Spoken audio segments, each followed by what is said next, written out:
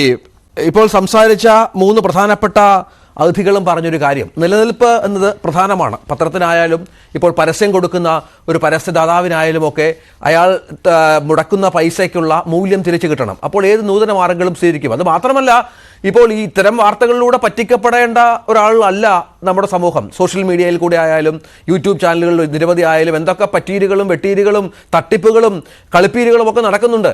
അപ്പോൾ ഒരു പത്രം അവരുടെ പരസ്യത്തിൻ്റെ ഭാഗമായി ഇങ്ങനെയൊരു സംഭവം കൊടുത്താൽ എന്താണ് പ്രശ്നം?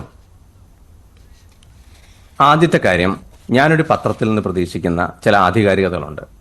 അപ്പോൾ അത് വാർത്ത എന്ന രീതിയിൽ ഞാൻ തെറ്റിദ്ധരിപ്പിക്കപ്പെട്ടു. അപ്പോൾ ഒരു ഈ IT മേഖലയിൽ വർക്ക് ചെയ്യുന്ന ആളെന്ന രീതിയിലും ഇത്തരം കാര്യങ്ങൾ തിരിച്ചറിയാൻ പറ്റുന്ന ഒരാളെന്ന രീതിയിലും ഞാൻ തെറ്റിദ്ധരിക്കപ്പെട്ടില്ല.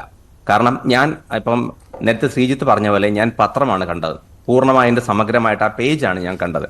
അപ്പം അതുകൊണ്ട് അങ്ങനെ കണ്ടതിൽ തെറ്റിദ്ധരിപ്പിക്കപ്പെടുന്നവരുടെ എണ്ണം താരതമ്യേന കുറവായിരിക്കും. പക്ഷെ നമുക്കറിയാം, ഇത് ഏറ്റവും കൂടുതൽ പേരുടെ കയ്യിലോട്ട് എത്തുന്നത് സോഷ്യൽ മീഡിയ വഴിയാണ്. ഇതിൻ്റെ ഒരു പേപ്പർ കട്ടിങ്ങിലൂടെയാണ് പലരും പത്രങ്ങൾ വായിക്കുന്നത്. നമുക്കറിയാമായിരിക്കും, രാവിലെ എഴുന്നേറ്റ് പത്രം വായിക്കുന്ന ശീലമുള്ളവരുടെ എണ്ണം കുറഞ്ഞു വരികയാണ്. കൂടുതൽ പേരുടെയും പത്രങ്ങളുടെയും ഇത്തരത്തിലുള്ള മീഡിയ കൺസപ്ഷനുകൾ വാട്സപ്പിലൂടെയും മറ്റ് സോഷ്യൽ മീഡിയയിൽ കൂടെയാണ്. അപ്പോൾ അങ്ങനെ എത്തിച്ചേർന്ന നൂറുകണക്കിന് സുഹൃത്തുക്കൾ എനിക്കുണ്ട്.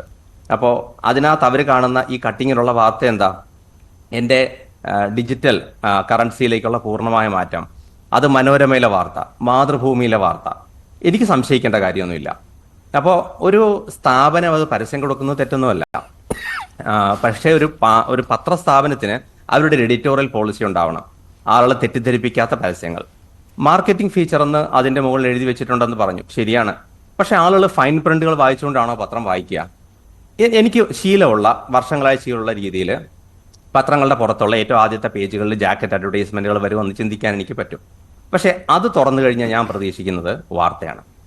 ആ വാർത്ത കാണുന്നിടത്ത് ഏകദേശം അതേ ഫോണ്ടിൽ പത്രസ്ഥാപനത്തിൽ വർക്ക് ചെയ്യുന്ന ഒരാൾക്ക് ആ ഫോണ്ടും അതിനകത്തെ ഫോണ്ടും തമ്മിൽ ചെറിയ വ്യത്യാസം ഉണ്ടാകുമെന്നും ഡെസ്കിലിരിക്കുന്ന ഒരാൾക്ക് അതിന്റെ പ്ലേസ്മെന്റിൽ ചെറിയ വ്യത്യാസം ഉണ്ടാകുമെന്നൊക്കെ മനസ്സിലാവും. പക്ഷെ ഞാനൊരു വായനക്കാരനാണ്, അല്ലേ? ഞാൻ ഇവിടുത്തെ ഈ പറഞ്ഞ ലക്ഷക്കണക്കിനോ കോടിക്കണക്കിനോ വായനക്കാരുടെ പ്രതിനിധിയാണ്. ഞാൻ വായിക്കുന്ന സമയത്ത് ഈ ഫോണ്ട് വ്യത്യാസമല്ല ഞാൻ നോക്കുന്നത്. ഒരു മുന്നറിയിപ്പ് എന്ന പേരിൽ സൈഡിൽ എഴുതി വെച്ചിരിക്കുന്ന വാർത്തയുമല്ല. തീർച്ചയായിട്ടും ഞാൻ വായിച്ചു തുടങ്ങിയത് ഈ പറഞ്ഞ ഭൂമിയും ചൊവ്വയും തമ്മിലുള്ള ഫുട്ബോൾ മത്സരത്തിന്റെ ലെവലിലാണ് തുടങ്ങിയത്. ഞാനത് എൻജോയ് ചെയ്തു അപ്പോൾ വായിച്ചത്. തൊട്ടപ്പുറത്തേക്ക് കണ്ട വാർത്തയും ഫേക്ക് ആണെന്ന് മനസ്സിലാക്കാൻ നമുക്ക് സംശയമൊന്നും ഉണ്ടായില്ല. അതൊരു ചിരിയോടുകൂടെ ഞാൻ സ്വീകരിച്ചത്.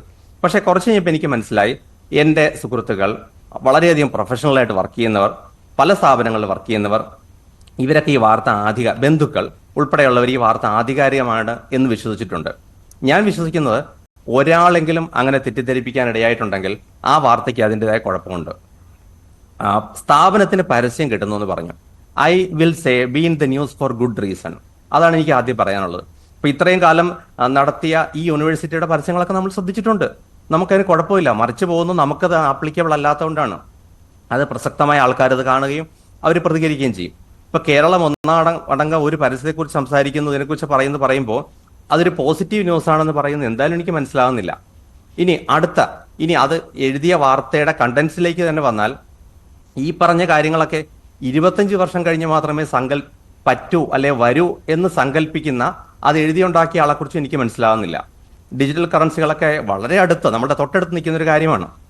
25 വർഷം എന്നത് സാങ്കേതിക മേഖലയിൽ എത്രത്തോളം മാറ്റങ്ങൾ വരുമെന്ന് നമുക്ക് ചിന്തിക്കാൻ പറ്റില്ല. പക്ഷേ ഇവിടെ നിന്ന് ചിന്തിച്ച് ഒരു 5 വർഷമോ 10 വർഷത്തിനുൾപ്പെടെ ഉള്ളിൽ നമുക്ക് ചിന്തിക്കേണ്ട കാര്യങ്ങൾക്കപ്പുറമൊന്നും ആ എഴുത്തിലും എനിക്ക് കാണാൻ പറ്റില്ല. 2 കാര്യങ്ങളാണ് ഞാൻ പറയുന്നത്. ഒന്ന്, ആളുകളെ പറ്റിച്ചതിനെ കുറിച്ചുള്ളത്. പറ്റിക്കുക എന്ന വാക്ക് തന്നെ ഉപയോഗിക്കും, മറ്റൊന്നും കൊണ്ടല്ല. അത് ഒരു സ്ഥാപനം പറ്റിച്ചെന്ന് പറയുന്നതിനേക്കാൾ ഞാൻ വായിച്ച പത്രം പറ്റിച്ചു എന്ന് തന്നെയാണ് ഞാൻ പറയുക.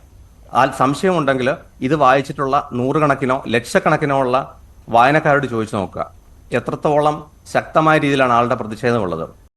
ഒരാൾക്ക് പോലും പരസ്യം കൊടുത്ത സ്ഥാപനത്തോടല്ല പ്രശ്നമുള്ളത്.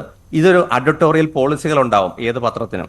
ഇത് പ്ലേസ് ചെയ്യുന്ന സമയത്ത് ഇത് ആളുകൾക്ക് തെറ്റിദ്ധരിക്കാൻ സാധ്യതയില്ലേ എന്ന് ഒരു നിമിഷമെങ്കിലും ചിന്തിക്കാൻ പറ്റുന്ന, അത് കാശ് ഒരു ഘടകമായിരിക്കാം, അല്ലെങ്കിൽ പരസ്യം കിട്ടുന്നതും നല്ലതായിരിക്കാം. പക്ഷെ അത് മാത്രമാണ് ആ കാര്യം. തൊട്ടു മുമ്പ് തന്നെ, ഇതിന് ഒരു ദിവസം മുമ്പത്തെ തലത്തിൽ തന്നെ പത്രങ്ങൾ പ്രിന്റഡ് മീഡിയ ഇത്ര ശതമാനം പേർ വിശ്വസിക്കുന്നു എന്ന മട്ടിൽ പരസ്യം കൊടുത്ത് നമ്മൾ മറന്നിട്ടില്ല. വ്യാഴാഴ്ചത്തെ പത്രത്തിലാണ് ആ പരസ്യം വന്നത്. വായനക്കാർ പത്രപരസ്യങ്ങൾ കാണുക മാത്രമല്ല വിശ്വസിക്കുകയും ചെയ്യുന്നു. 82% പേർ വിശ്വസിക്കുന്നു. ആ 82% നിന്ന് എത്ര പേരെയാണ് നിങ്ങൾ പറ്റിച്ചത്? അതാണ് എനിക്ക് പത്രങ്ങളോട് ചോദിക്കാനുള്ളത്. ഇത് ഒരു പ്രത്യേക പത്രത്തിന്റെ മാത്രമല്ല, ഈ കൊടുത്ത എല്ലാ പത്രങ്ങളോടും പൊതുവായിട്ട് ചോദിക്കാനുള്ള കാര്യം അത്രേ ഉള്ളൂ. ദേശാഭിമാനി ഒഴിച്ച് ദേശാഭിമാനി കൊടുക്കാത്ത എന്താണെന്നുള്ള കാര്യം നമുക്ക് അറിഞ്ഞുകൂടാ.